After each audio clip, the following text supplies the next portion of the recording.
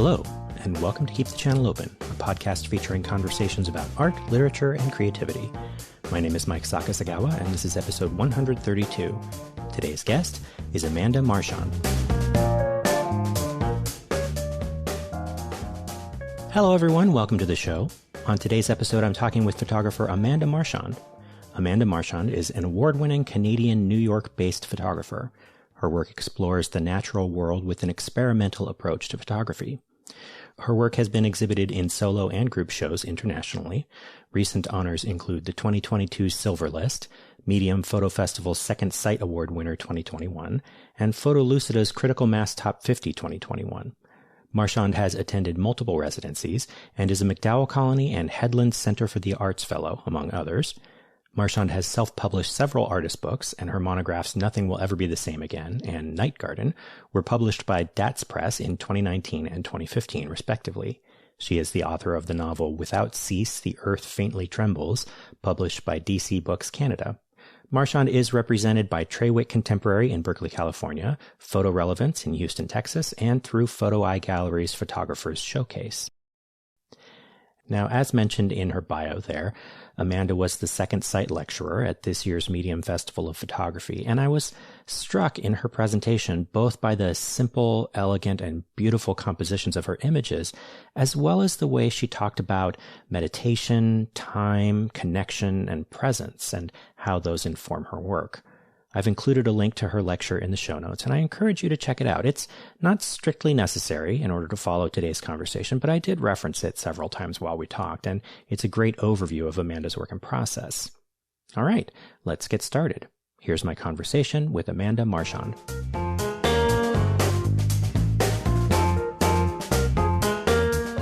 I was really struck by your presentation at the Medium Festival this year, and I think one of the main reasons that I was so interested in it is because I'm fascinated by photographic work that can be a little bit more abstract, because to me, photography is such a concrete medium.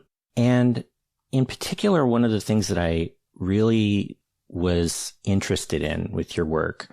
So just for the listeners, I guess first for the listeners, if we could just sort of introduce your Lumen Notebook and sort of what your process is with these images. Can we start there? Sure. Lumen Notebook, I've been working on for about 5.5 years now, and I'm using Lumen printing, which is sun-based photography, photograms essentially. So taking photo paper and putting it in the sun, not using a camera. And it's all black and white photo paper. Some of it's expired, some of it's new. And that's the photo material. So it registers an image depending on whatever is put on top of the surface. Either it's a negative, could be a stone or a leaf, and that will make a mark. Where the sunlight hits the paper, it gets darker. And where the light is blocked, it remains lighter. And what's amazing to me is that every brand of photo paper, black and white photo paper, depending on the finish and the year and sort of even the humidity can affect it.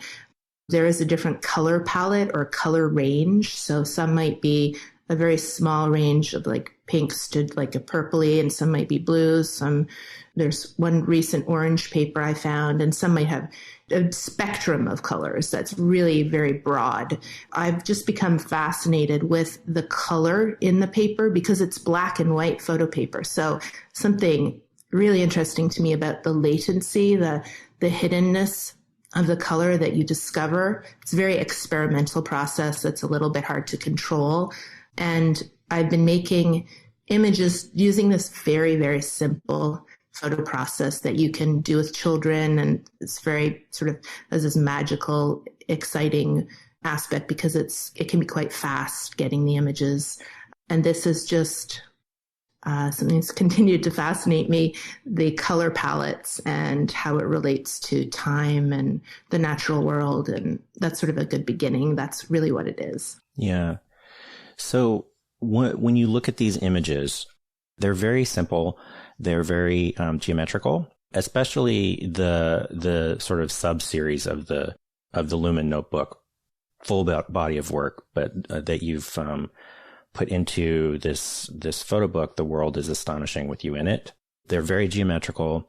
They're very abstract. And I found it really interesting to hear you describe the process where you're using these specific vintage field guides to flora and fauna as your means of interacting with the paper. So, I mean, that's a really important part of the process, it seems like, is not just that you're creating, geometrical abstract images, but that you're creating them using these specific books that have a personal connection for you. You mentioned in your presentation that those books belonged to your mother, I think. Yeah, exactly. So there's a subset, The World is Astonishing with You in It, a 21st century field guide to the birds, ferns, and wildflowers. And I have 3 identical field guides. One is birds, one is ferns, one is wildflowers, and they were my mother's. And she would often sit with my children and sort of sit in the window and point to a bird, and they'd look it up. And she used them while she was alive. And then after she passed away, I found them, and I had been working with the Lumen Notebook series for a little while, and I just thought it would be interesting to do a chapter with those. So I just worked with those books for, over a year. I've continued, but really just using the 3 books as sort of a portal into this geometric language of the birds, ferns, and wildflowers, where they look abstract, but they're really, in a way, they're drawings. If you look carefully, you'll see a bird in the image or a very abstract shape. They're brute fern shapes. But using the books are really important. They belong to my mother. And all of the work I've been making in Lumen Notebook I chose to use a book pretty early on. First started experimenting with the paper. And then I was thinking about what to put on top of the paper to block it. And I've started out as a writer. And so I thought that through books, I could channel the things I was interested in through the titles of the books. So choosing the books, almost like the aura of the book or the contents of the book would make their energy might make their way into the image. And that's definitely been true for this little subset, the birds, ferns, and wildflowers. Yeah. What I'm really fascinated in a lot of photographic work is not necessarily the difference, but perhaps the interaction between what you can see in the image itself and what you can't see in the image, and what has to be communicated in some way other than just the image itself. As you said, these images, they do contain animal or plant forms. If you look at them, you can see that in them, whether it's like a beak or, something that looks more like flower petals. That's available to the viewer without any other context. But the knowledge that you are using these specific books that have specific meaning to you in your personal history is not available in the image itself.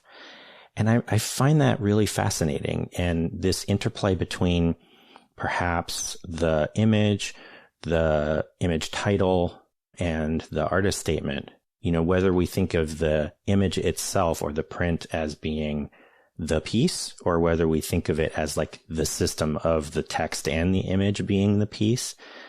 It seems to me like, for me as the viewer, knowing that you are using these personally significant objects to make these images really enhances my engagement with the images. It enhances sort of it deepens the emotional context of them.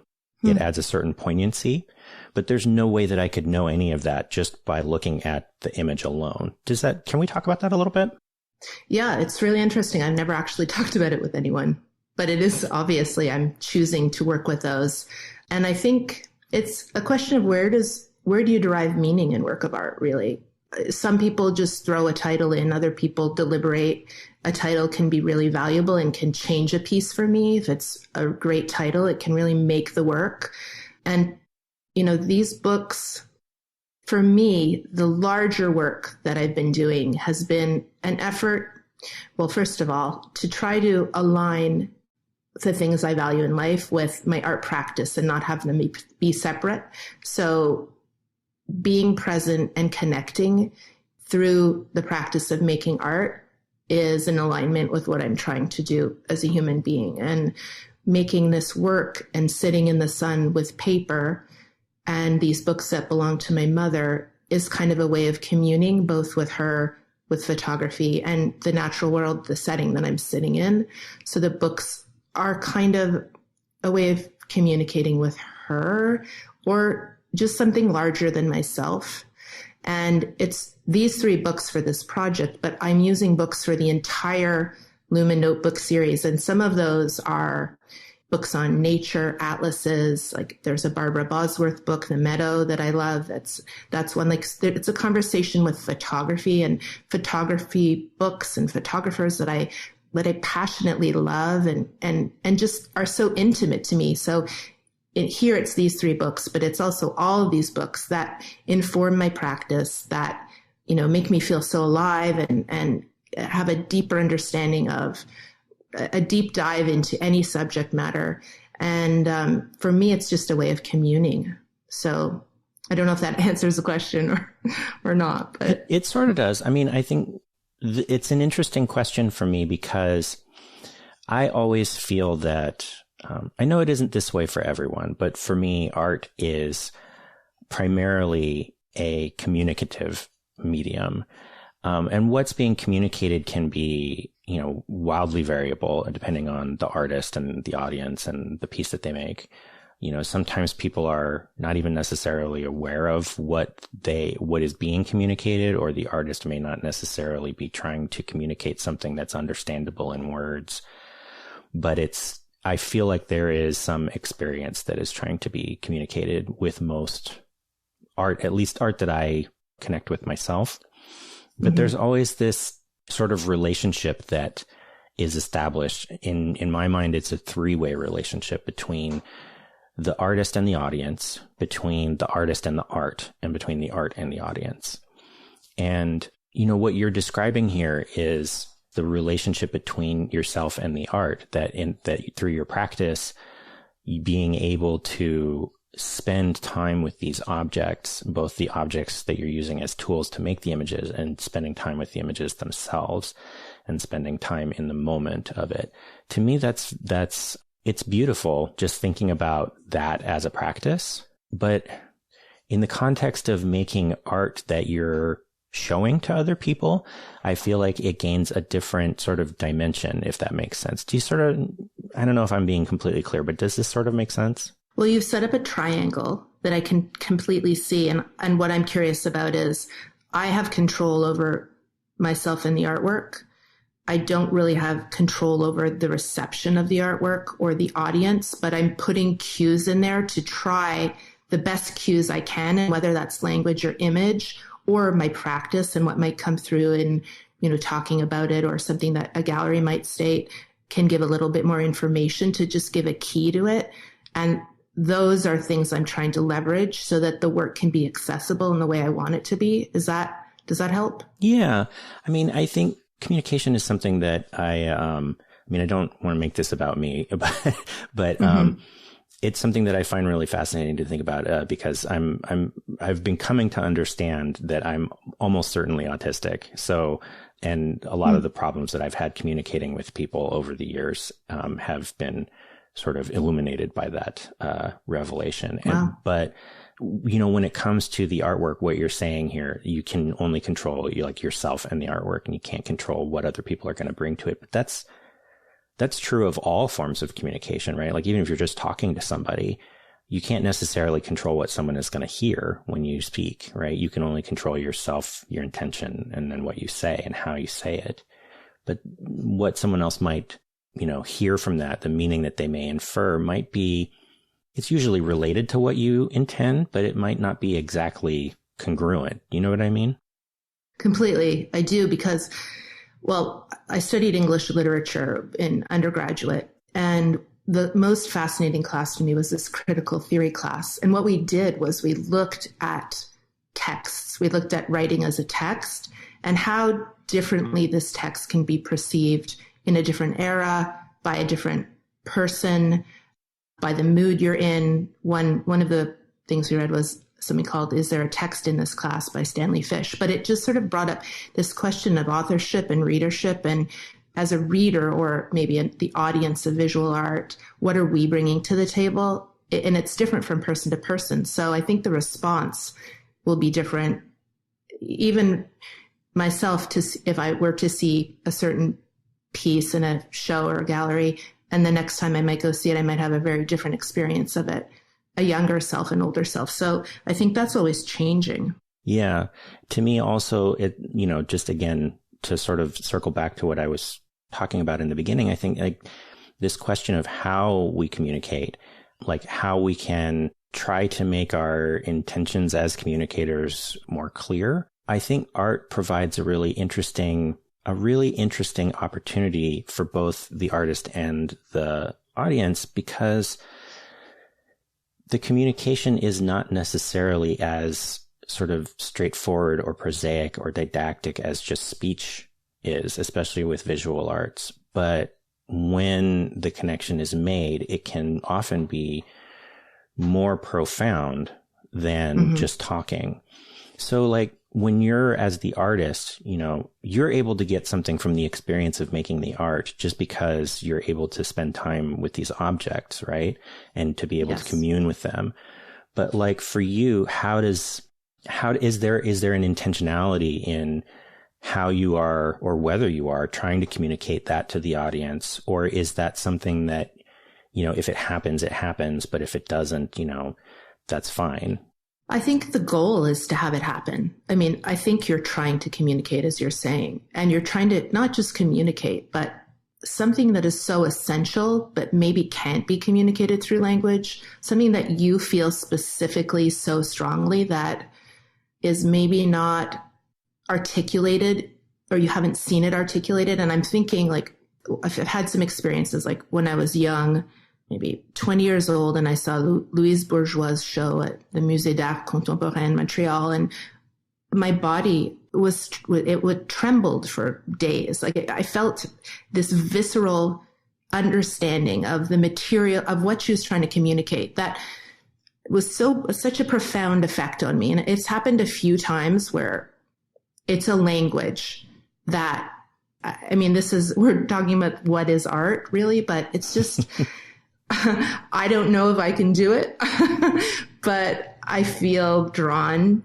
to try. And I would definitely aspire to that. I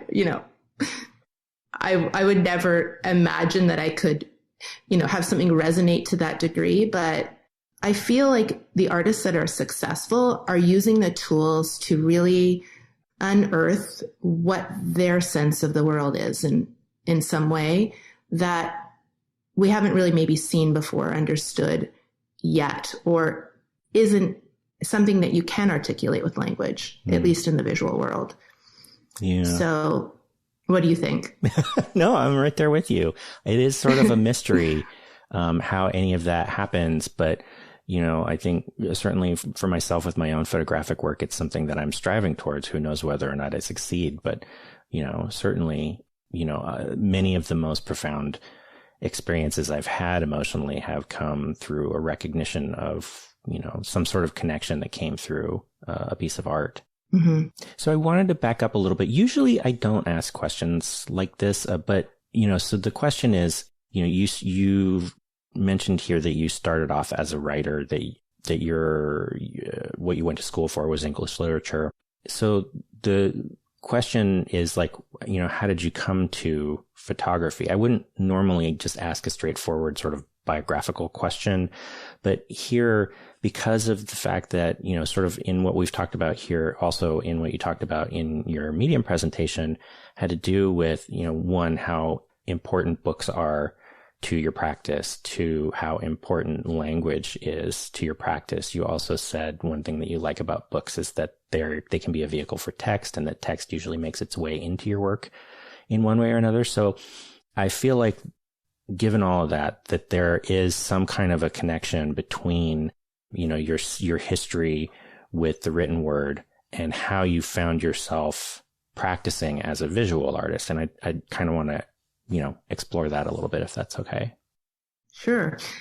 I feel like every time I'm asked the question of how did I start out, with photography, or it's a little bit of a different answer depending on the day. And it's kind of a windy road.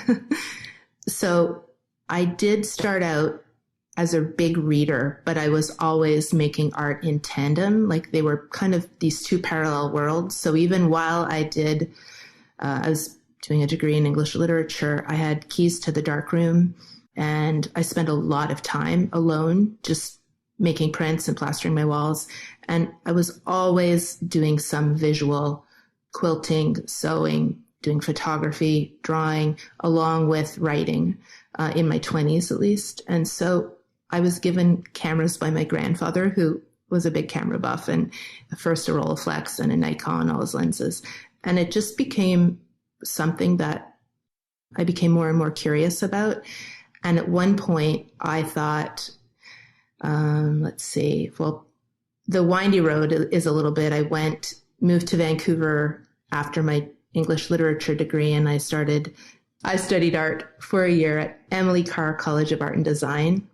And I had an amazing photography teacher there. And then I went down to the San Francisco Art Institute on the scholarship exchange for a semester. And I met Linda Connor. So I was studying there with Kathy Acker, who I had gone to study with, who was my amazing heroine of literature. She blew the whole medium open for me. And then I met Linda Connor, who has been a mentor to me, ever since, for, good 30 years. And that, question was, what will I continue with literature? Will I continue with the art? And I felt that I could do graduate school a little bit later on, when I decided to go to graduate school, that I could study art and still write, but I couldn't do a creative writing program and do the art. And I just thought, let me go in this direction here. And then I just continued with the visual art, sort of took over, but it didn't eclipse the writing. It didn't, make it disappear. It just sort of, that became a second medium to use.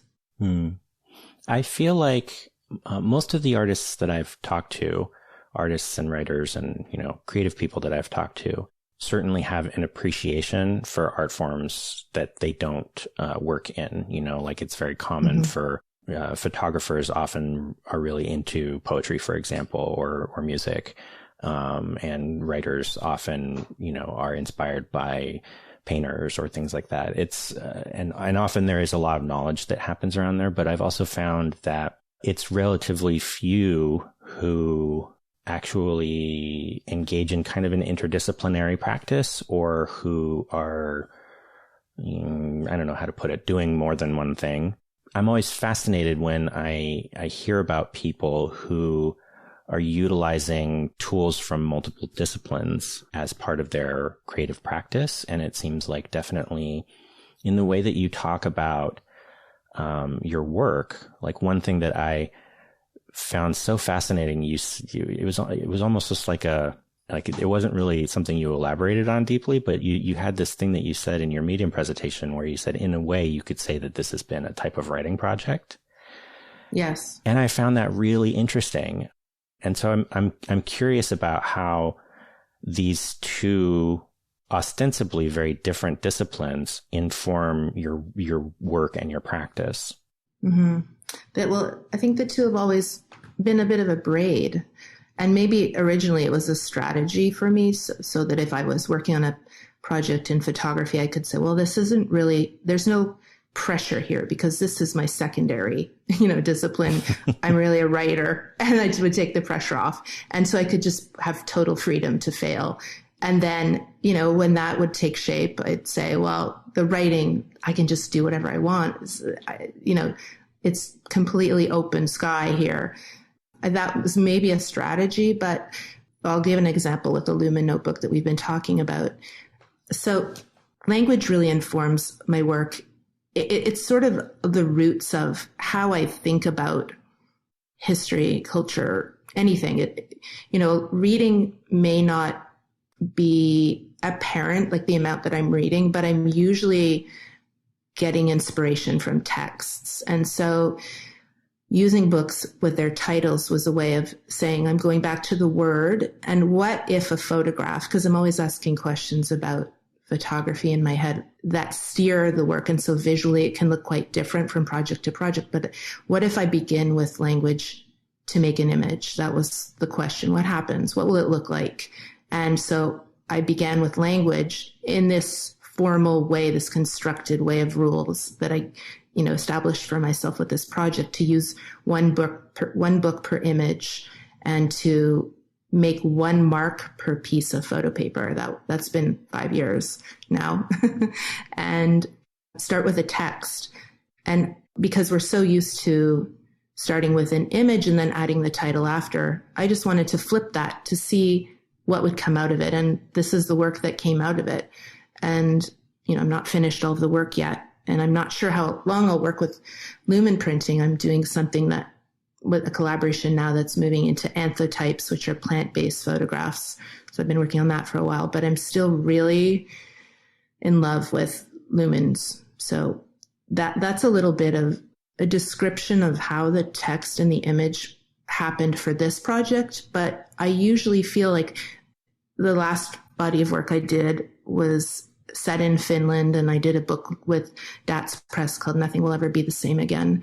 And that is a book that is set in winter. It's very slow burn. It's very minimal. And I spent 1 month in a century-old schoolhouse in Haukujärvi, Finland, farmland and rural, with white snow everywhere. And I just meditated with the camera. I was asking questions to myself, can the camera be a tool for meditation, for presence, for connection, for deeper, more profound experience of the moment? And produced a book of photographs, but there was such depth to that experience that language felt important to make its way in, but pairing like a title with the image was pulling away from the subtlety so much of the image. And so what I did was I hid the text in the slipcover of the book, and the text, you could go back and maybe never find it, but maybe you would find it, this hidden text, and have a second reading of the images, a second layer, a deeper layer. So that was another way that I, experimented with image and text together, and the way they may function differently if they're together, or just you can experience. I think it's also a bit tricky with the work I make, which is so subtle, that language can really become, it's true for when you're going to a museum or a gallery and you just read the titles. It's a problem I have. If the title's right there, you don't really experience the work. So, it's just a tricky thing, text and image. It is, especially because just as I think what you're sort of getting at here is that you don't want to be telling the audience, this is what I mean by this, right? Because if the experience of the visual of the art is, if it can lead you to some kind of meaning, then that is a different experience than just being told what the meaning is. And I definitely think that is something that's very challenging about using image and text together. Is so often there's so much of an impulse to sort of use the text as a caption, which, if you're a photojournalist, that's important, but for an artist, can be heavy-handed. Yeah, especially if the work isn't didactic or, as you said, photojournalism, if it's nuanced or a little bit more oblique or requires time to experience the image. And I think that actually text and image maybe function in different parts of the brain. That's what I've always sensed, is that if you're looking at an image, your brain is lighting up somewhere differently than text. And so it's just hard to get that equation right. But I find it a good puzzle. So I keep working on it. Yeah. So now something that's come up several times in our conversation here and was certainly very central in your presentation at Medium are the concepts of presence and connection and meditation. And I found that really fascinating. For me, photography is very much a meditative sort of thing. And I actually consider it to be sort of like a mindfulness practice. Mm-hmm. But we've touched on this a little bit already. I'm interested to sort of try to understand for you, like how photography facilitates presence and connection. You've talked already about feeling a connection with the materials you're using, right? And that the experience of making the work through the process that you use allows you to engage with the materials you're using, whether those are, lumen papers or plant materials for the anthotype prints, or just the experience of being out in the sunlight. There's a connection between you and the experience of making the work. But another thing that you've talked about as well is trying to use the art to facilitate a connection between other people. And I'm not sure if you primarily mean that, but as between different audience members, or between yourself and audience members, or maybe both, maybe in combination. But I'm interested to know how you approach using photography to facilitate presence and connection. In my working practice, part of what I'm working out visual media and text and process and all these things, but I'm also trying to work out how to be in the world, if that makes sense. And so questions will come up in the practice, which is where I said I'm trying to align just being and making art, and having them not really, why do they need to be separate? Why do I have to be putting myself into the box of this is my daily life, and then I'll go over into this box and I'm making art? And so that's where, in aligning them, the things that I'm just interested in naturally, trying not to have art be too complicated. If I'm interested in presence and meditation and simplifying, have that be both the visual way the work presents itself as well as the action I'm taking to make it. So in doing that, one of the questions came up, I'm in my studio alone so much. It's so solitary. I'm a hard worker. And it just was feeling like I was so isolated. And I said, this isn't a good recipe for me going forward if I'm going to do this for my whole life. So I want to bring in the world, and I want to go out into the world. And that was where I made my first Lumen circle. And I felt really vulnerable. It felt a little bit like performance art, which I never thought I would venture towards. It came out of wanting to connect more with other people, not just through the work, not just through audience, but experiencing this love. And photography is just so exciting to me. It's just such a medium of so much possibility. I just treat it in a way that is not in a traditional way where you're going to take a picture, but to me, it's always just been so open, and so many parts of it are possible to play with. And so I want to use photography as a tool for whatever I'm working on personally. And that's where all of this, the direction of it meanders in, towards opening up and being more communal, these communal Lumen meditation circles that I've been doing, and then also having the solitary practice. But that's where it comes from. It's interesting that you would say that you found yourself drifting more towards performance art almost, because, this is a question I've asked a number of different visual artists. I think most recently was Farah Karapetian when I talked with her last year, where there is something about the process of making some of the work that feels like a performance, or rather that the question is the print the point of it, or is the print more a document of what the point was? So like with your meditation circles, whether the print itself is the thing, or whether the meditation circle was the thing and the print just sort of shows that happened. Or, there's no reason why it has to be either, but it's something that I find really fascinating about, where the focus of the creative energy is directed, if that makes sense. Yeah. And it's a question I still have about those large communal circles is, do I need to produce them? Like most of my work I make and then I produce it after. That's just been an aspect of my work because I go from analog to digital. So there are these two parts, and, I'm feeling like I don't really need to control it's a question I have because I'm very exacting about the final image, the color or the, tones. And in these large circles, it seems like a gallery or a community we could do one, but then I could just say, you take the raw material and you can make all the pieces and print your own image for yourself. I don't need to like be so exacting in the second stage of post-production. So, I mean, maybe it's evolving that way, at least with those. And yeah, I think it is interesting to think about, where is the meaning? Is it in the community getting together and sitting in silence and just sharing this really amazing experience of kind of sitting in a circle, very simple, together and doing this strange thing? Or is it in the final image, which is also it creates such an unusual visual image that doesn't look like bodies sitting on paper?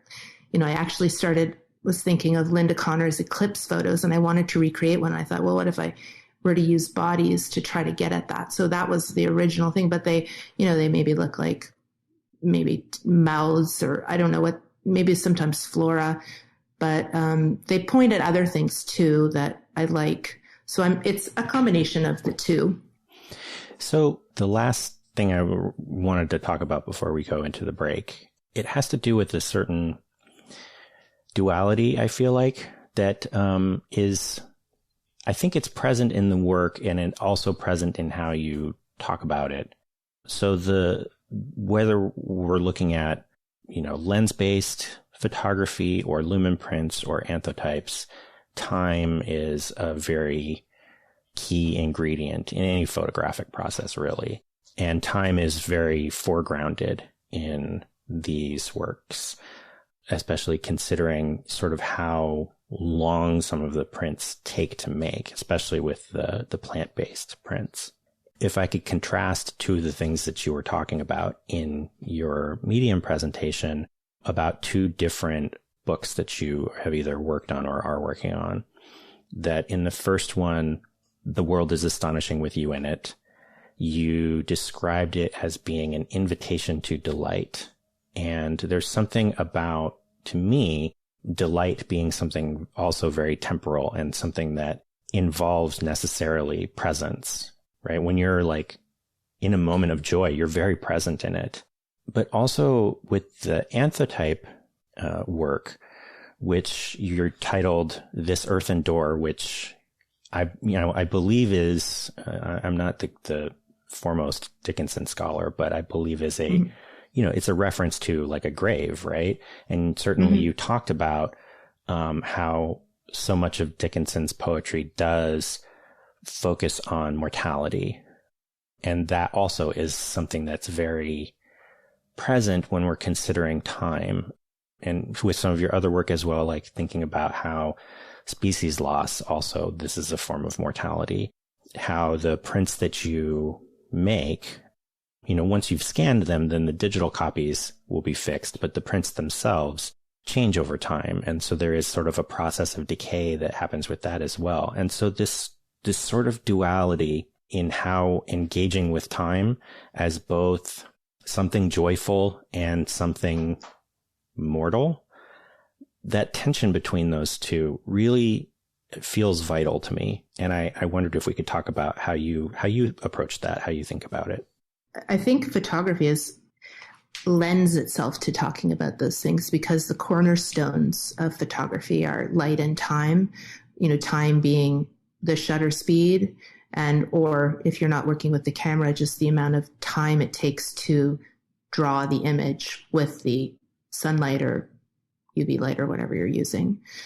And I think because what I'm really so interested or obsessed over is just what is it to be human? What is it to be alive? And I think a lot about the intensity of life and passion of life, and also that we are mortal and that our planet is mortal, that we see this change affecting it right now, climate and the species. And I think I heard recently that right now 1 out of 8 birds are going extinct and 40% of plant life on the planet is endangered. So there's really like massive change, and it's hard to be, a person in the world today without having that affect your sense of this massive extinction that's happening on the planet, as well as how we're threatened.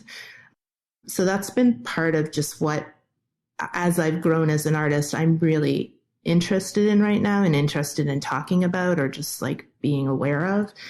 And photography just seems like it's the perfect tool to talk about time, because while just take a traditional photograph, you take a photograph of someone, it feels like the person, but it's actually the absence of the person. You know it's that person, but the photograph is absence and presence at the same time. It's time that is now. It's you're in the present, but it's a past moment. It does this strange trick with time. So it's something, the syntax of photography is something that really interests me and that I incorporate into the work that I'm making, depending, no matter how I'm using photography, if I'm working with Polaroids or photographic negatives or projections, or it's always, time has been an element all the way through. Actually, in graduate school at the San Francisco Art Institute, I've come back like full circle. Maybe this is 20 years ago, but I made botanical prints on printing out paper, and I didn't fix them, and I put them on the gallery walls, and they faded.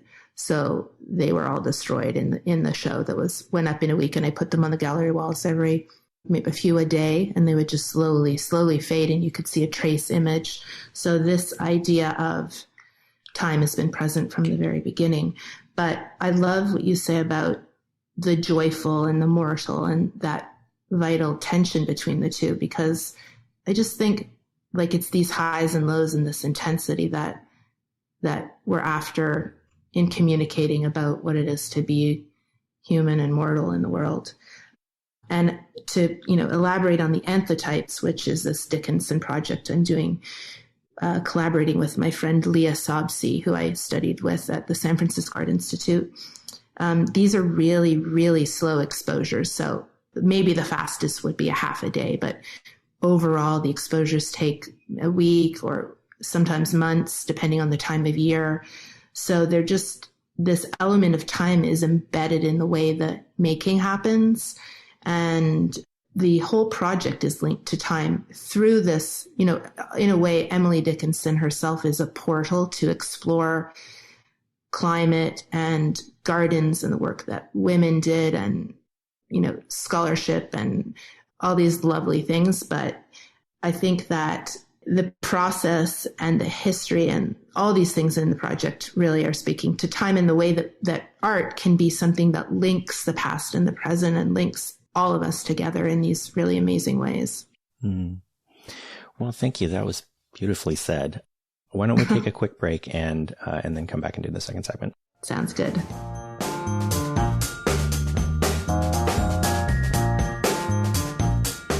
So for the second segment, I always invite the guest to bring a topic of their own, which could be whatever happens to be on your mind, whatever you'd like to talk about. So what would you like to talk about today? Well, I had, that question opened up a big list of things that I was excited to talk about. But hearing you talk earlier about your autism, I don't know if it's suspected or it's you diagnosed. I'm just curious how that affects you as somebody that makes art and thinks and talks about art. Yeah. So I should say first that I don't have a formal diagnosis. I'm what they call self-diagnosed. And it's been a process of taking a lot of self-assessments that are available mainly online. It's, I think, somewhat controversial. I actually don't know if it's controversial within the autism spectrum community, the neurodiverse community, to be self-diagnosed. But at least externally, I know that there can be some question about whether or not self-diagnosis is a valid thing. I would say that for me, a lot of people don't really understand a lot about what autism and autism spectrum disorders are. And certainly I'm not an expert either, but one of the ways that it manifests is, a certain difficulty with certain kinds of communication. And a lot of times that has to do with an inability or difficulty with reading social cues, or not an inability to understand subtext, but a difficulty in sort of intuiting what the subtext is, because different people communicate in different ways and different people sort of imply different subtext or intend different subtext. that maybe one person would say it this way and that means a certain thing, and another person, if they said it the same way, would mean something entirely different. And most people who are what you call neurotypical are just sort of able to intuitively understand that, and people who are neurodivergent aren't able to do that. And for me, coming to this understanding of myself is something that has certainly been very illuminating, and coming to that that understanding in my 40s is, it explains a lot about why when I was younger, I found it very tiring, like mentally and emotionally tiring to be in social situations. Whereas now I enjoy it a lot more, but it's partially because I've had 40 years to be able to sort of internalize a set of like social understandings that I didn't have when I was younger. And I had to think through a lot more. I had to be a lot more analytical in the moment when I was younger. How that relates to my artistic practice, or as, an arts interviewer, I'm not sure how much it must, but I'm not sure exactly how it does. What I will say is that my art practice is very centered around trying to reduce the distance between myself and someone else. And I think that impulse is very driven by having felt misunderstood for my whole life, where I would try to speak clearly and people would still misunderstand me. And so there's something about, especially photography, but also writing, whether that's essay or poetry, where if you put something in a different context where it's not just talking to somebody, that what I'm trying to do with my photography oftentimes is just to try and get people to see things the way that I see them, or see them how I saw them in that moment. And I think that there is a certain empathy that audience members extend in an artistic context that they don't always extend in just a conversational context. And even just talking about art, I think a lot of it has to do with me being interested in how other people think, and me being interested to ask questions about, here is something that I got from your work, but was that what you meant by it, sort of thing. I'm not sure if this is making a ton of sense. No, it is making sense. But what I find so interesting is that in listening to your podcast, which I've really been enjoying, you're so insightful, and you have such an acute reading of the art. Now, I know that you're an audience and there's art, but then in interviewing people, you have such a sensitivity. So I would never have suspected that autism would be part of the picture, because you're actually really good at intuiting this deeper level of what's really going on. That's what I've been getting. well, thank you. I think that it's this isn't exactly what you were saying, so I don't mean to put words in your mouth, but since it is a common misconception that autistic people lack empathy, in actuality, autistic people often find things overwhelming because they have sort of a surplus of empathy. But go ahead.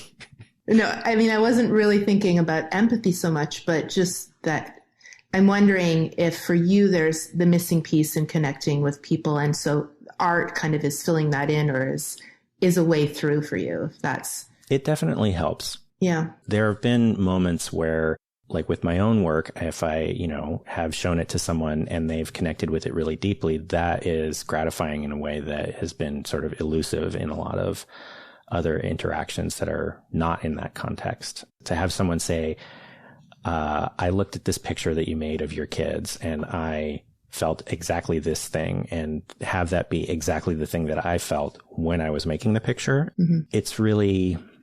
It's not something that I get to experience a whole lot. And it's a very valuable experience to me. And it's interesting to hear you talk about me as an interviewer being observant or insightful or being sensitive, because for me, that's not an intuitive process at all.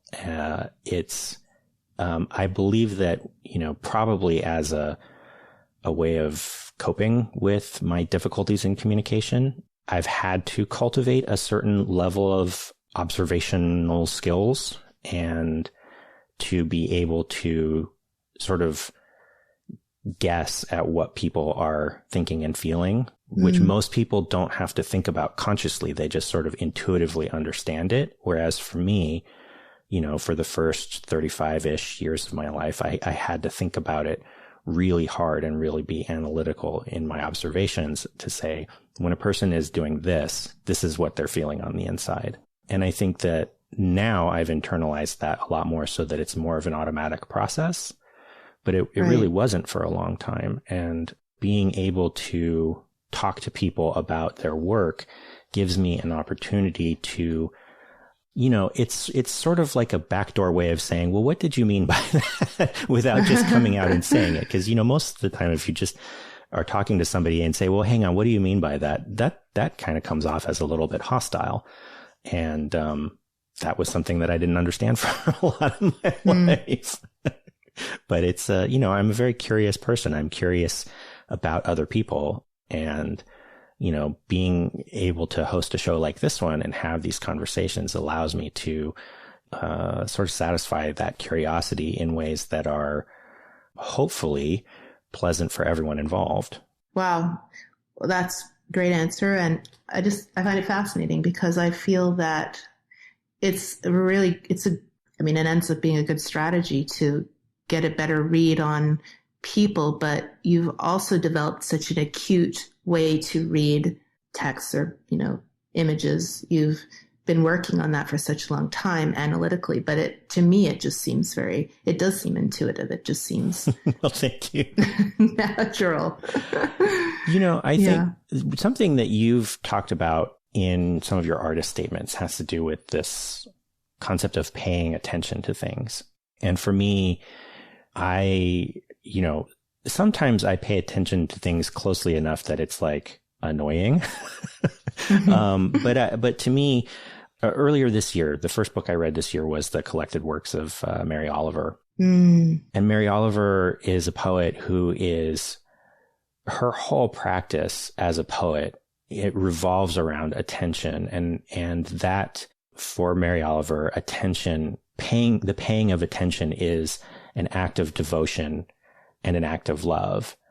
To me, the giving of attention is something that I feel very strongly is an act of respect and of love. And it's a way of expressing that in a way that, you know, that language doesn't get in the way of it, you know, that like you can't be misunderstood by it as long as you're, you know, not doing it in a way that's creepy. But, you know, I think I hear, you know, I read your artist statement and I see you thinking through ideas of attention as well. And so like, I'm curious about what that means for you, you know?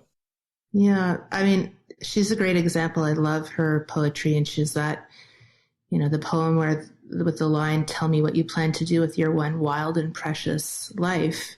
And I think that this is something some of us don't even think about or stop at all and racing around and, you know, screens and jobs. But it's something that I try to steer, you know, along this path of how do I want to be spending my time in this wild and precious life of mine. And it just sort of, it comes down to love and presence and connection and these things that I want to cultivate. And so I spend most of my days working on art related things. And so trying to make that more a part of the practice that I'm working in. And attention, it's attention. You cannot underestimate how important it is to be attentive in the moment. And we're so distracted and we're so overwhelmed and exhausted. And the pandemic has created communal exhaustion, I think. And so I'm trying to always think of distilling is a word I use. I think I use a lot when I'm thinking of where I want my work to go, distilling and simplifying. Amanda Palmer, who's a singer-musician, has some lines in one of her songs that say, stop pretending art is hard, just limit yourself to 3 words and do not practice daily. And that's been a kind of little mantra for me. Stop pretending art is hard is like, as somebody who's a perfectionist, is like, just that's a tendency, but it's not always a healthy one. So just go with your gut and work on things without letting the perfect be the enemy of the good. And then don't just limit yourself to 3 chords has been really important, because this has been one of those practices that I've been working with lumens, just sunlight, paper, 1 mark per paper, and using scissors. And if you limit yourself in art, you create such potential to go deep and really hone in on what you want to do. And that's this act of attention again.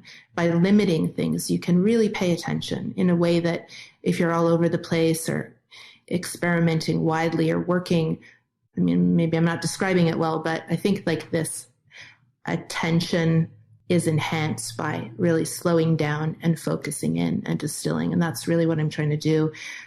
And do not practice daily. That last line is like somebody who's think of myself as a hard worker. Meditation, play, not working so hard is important. So I try to remind myself of that. I don't know if we got off topic there, but. Well, I'm all about getting off topic. I mean, I think it's really interesting this, talking about distraction and attention, how for so many of us, and there are so many ways to be distracted and so many ways not to be intentional about where we put our attention. And that could be something like technology and social media. It could be something like the news. It could be something like any other, personal drama or crisis that's happening.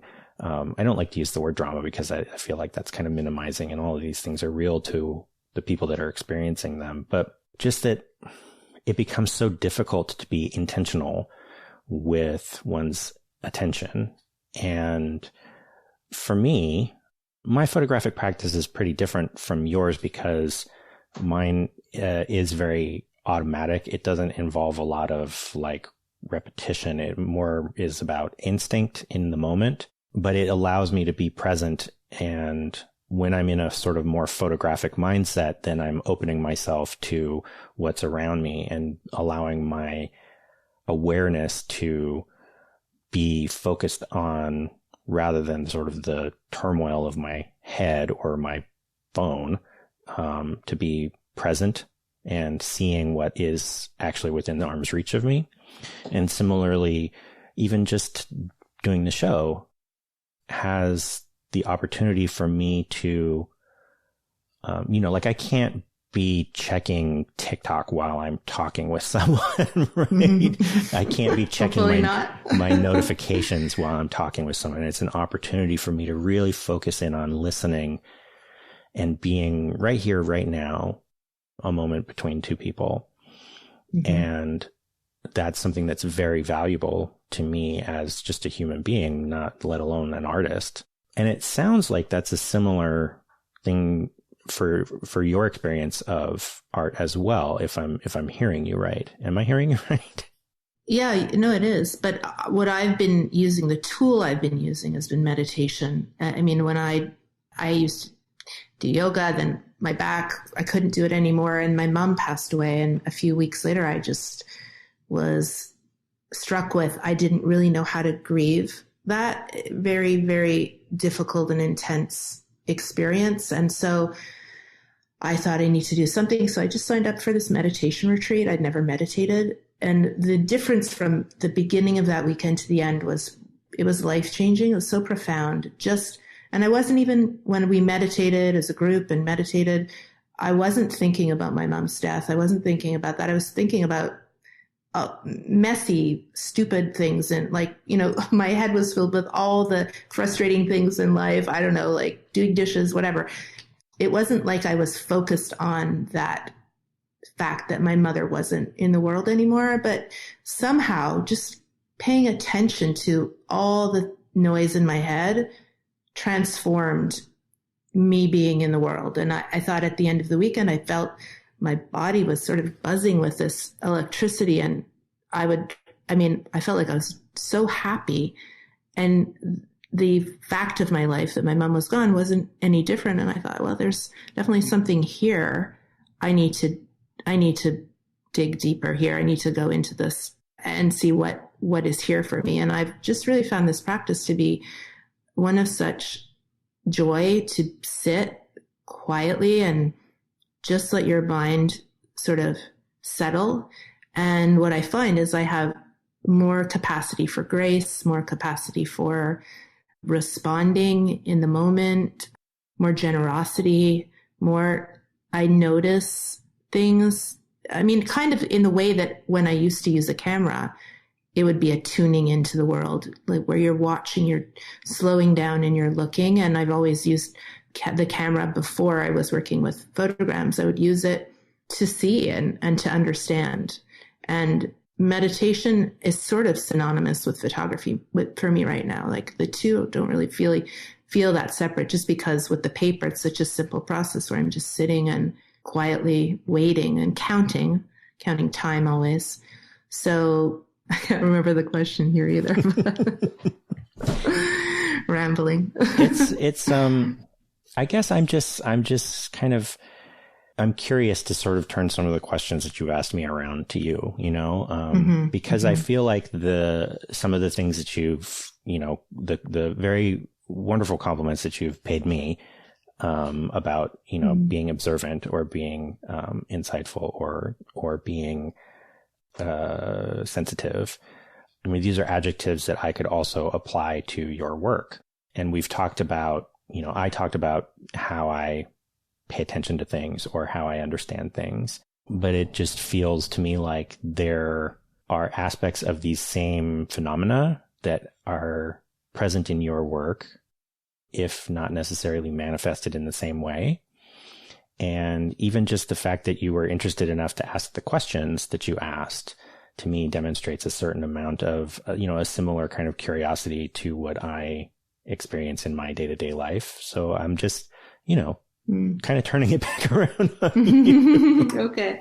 Well, thank you. But, I think talking again about photography, and I use the syntax of it is so in alignment with thinking about life and mortality and these time and light, and also the metaphor of light in photography has been really important to me. But I think really, and I'm interested in this difference between you and me, and you're talking about autism, but that so much of the way I experience the world is very emotional and intensely. I think that's true for me. I don't know if it's true for everyone, but working with artistic tools allows me to a certain degree, process that and to diffuse it or to make sense of chaos or really, really strong feelings. For example, my mother passing away is one example, or just like,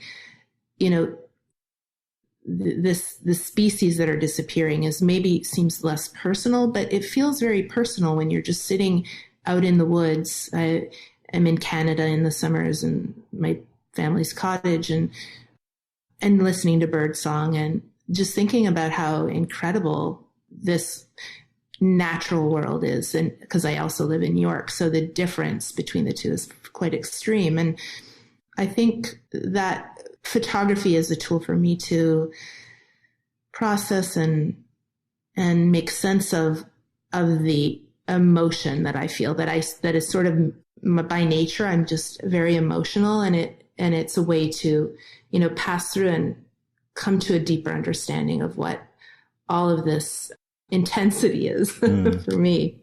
Yeah. I think that is something that has been a bit of a common thread between many of the people that I've talked to for the show, that whether it's writing a novel or a poem or making a photograph or a painting or whatever, that the experience of making the art becomes a way of understanding oneself. And I think that this thing that you've said about, you don't know if everybody experiences the world as emotionally as you do. I think that what's amazing about art is that it gives us the opportunity to spend time looking at those emotions, because any form of art making is slower than just living. And I think that is something we're not really taught how to do introspection. It's not something you learn in school. Mm-hmm. And if we're lucky enough to get to go to a meditative retreat or, go to therapy or whatever, then we can start getting some tools for paying that kind of attention to our own internal processes. But I don't think most of us do that, even if we do have the opportunity. And it's something that I find so wonderful about the art process, that it can kind of externalize and literalize that process of internal understanding, because I really do think that most people live their lives primarily as an emotional experience, but most people don't understand that about themselves, right? Like most of us are using different sort of emotional registers in ways that, because we're not thinking it through or we're not looking at it directly, it's not clear that that's what we're actually doing. So I guess that's just a sort of like a long-winded way of saying, when I hear you saying that you're using your art making process as a way of understanding and working through your feelings, like, I'm like, yes. Right. And also what you say about slowing down with the tools of creative making, whatever they are. It reminds me of Tara Brach, is somebody who I've done some meditation retreats with, but she says, if you walk half as quickly, you see twice as much. And I feel that that's the process of making art, is that extreme slowing down, even, taking this fraction of a second with photography, and then, digesting that, and maybe in a group looking at the image and looking at subconsciously. It's not even really a very conscious moment when you're taking the photograph, if you're using a camera always. And so then you break that down, and it may work into a series, and it becomes something quite different, but you slow down time with the camera in so many ways, and it allows you to perceive the world at a different register and in a different way completely. So it's, I don't know, a way of understanding better, I think. Yeah, definitely. Mm-hmm. Well, so the last question that I always end with is, whether there is a piece of art or literature or creativity in some form that you've experienced recently that meant something to you. Sure. Well, I'm going to answer with two things, because this summer's been one of like a lot of upheaval and a lot of things going on. And my father moved, out of his house, and we've been clearing it out, and there's been a lot going on. So I'm reading this book called How to Do Nothing by Jenny Odell. I'm only about a quarter of the way in, but I'm going to recommend it. It's really, really, really interesting. And then the other thing that I can think of, because there's just been a lot on my plate this summer, is was lucky enough to go to Italy about a month ago and went to Pompeii. And that was like, it's not a novel or a piece of art, but was a city that is so old. And it really struck me. It really had a dramatic effect. Just thinking about time. I mean, we're talking about time, but just that this civilization that, existed so long ago, there, was supposed to be one of the most aesthetic and developed civilizations, early civilizations. And just being there in person and seeing the architecture of the water, how it would run through the town. And in some cases, the frescoes or the floor panels, all these tiling and the baths, and where painting was everywhere, where the aesthetic was considered to be an integral part of society.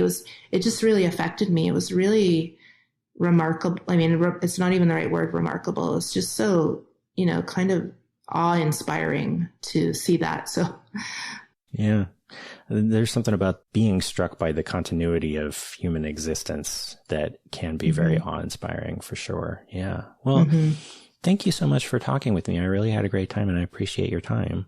Oh my gosh. Thank you so much. It was great to talk with you. Okay, as I mentioned at the top of the episode, there is a link in the show notes to Amanda's Second Sight lecture at this year's Medium Festival, as well as to Amanda's website, and I encourage you to check those out. And that is our show. Editing and mixing on this episode is by me, the music is by Poddington Bear, and transcription help is by Shea Aguinaldo.